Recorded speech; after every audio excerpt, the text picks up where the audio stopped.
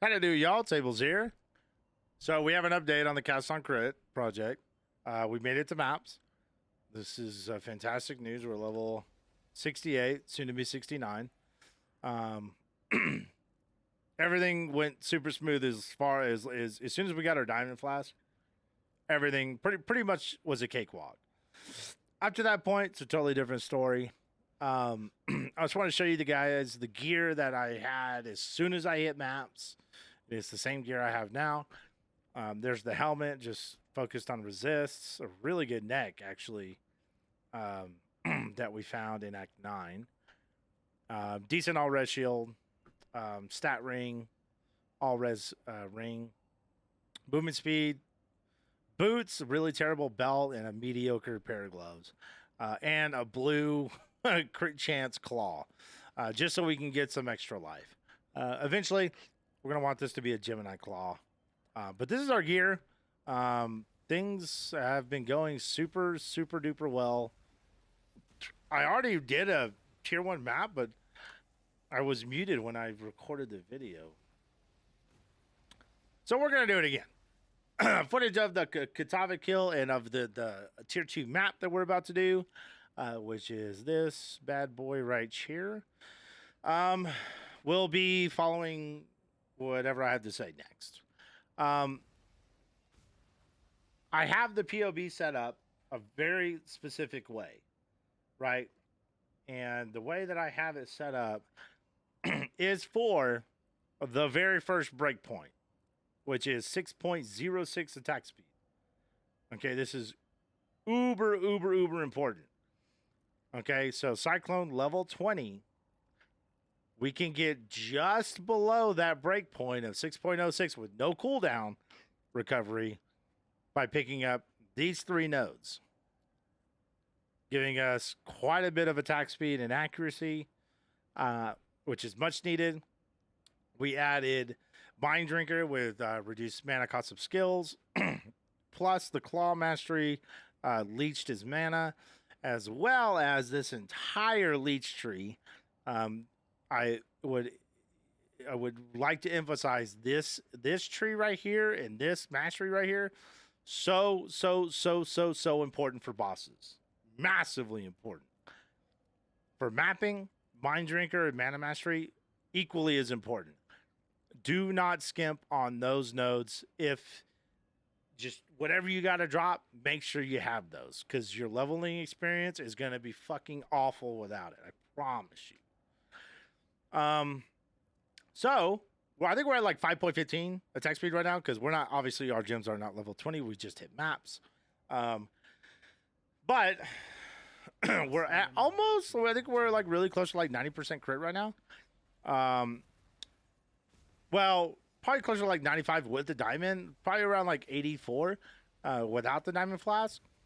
So if you don't, like, I use the diamond flask early just to help with the smoothness of leveling. But once you hit maps, if you don't want to use it, just coast. You know, there's nothing wrong with coasting. Or and once you get some instilling orbs or some enkindling orbs, it looks like, yeah, it is instilling. Then just do use when charges reach full. Make sure you have regain charges on crit, and this thing will be your best friend. It'll never run out, and it'll be wonderful. Whatever you do on your claw, on your flasks, on your gear, do not get any extra attack speed. If you're getting onslaught from somewhere, that is going to brick your build. Okay, literally your damage is going to be cut in half, and you're going to come to my channel. You're going to be like, Tables, bro, I followed it. What's going on? Watch the whole video. That's all I got to tell you. So that's my advice to you guys. I mean, things are looking and feeling really good on the build. So with that said, I'm really happy. There is going to be 3 or 4 more videos on the CoC project. 2 of those videos are going to be efficiency and leveling. I think I found the direction I want to go from X 4 to 10. But I'm not sure how I want to do Acts 1 to 4. That's going to be the biggest deterrent for people that want to try this out. Is 1 to 4 is it's brutal. It's kind of tough. It's a little bit like, okay, so let me hold on. Once you get to level 28 and you get Eye of Winter, it's pretty much smooth sailing until you get your CoC online.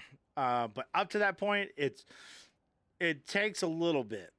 Now, I'm going to be leveling 2 or 3 more characters just up to Act 4 until you get CoC online. And I'm going to try and figure out a way to really ease that pain for you guys, because I think it can be eased. And then the other 2 videos are going to be about mapping, about what I think is going to be the most efficient and the best power progression path you need to be taking.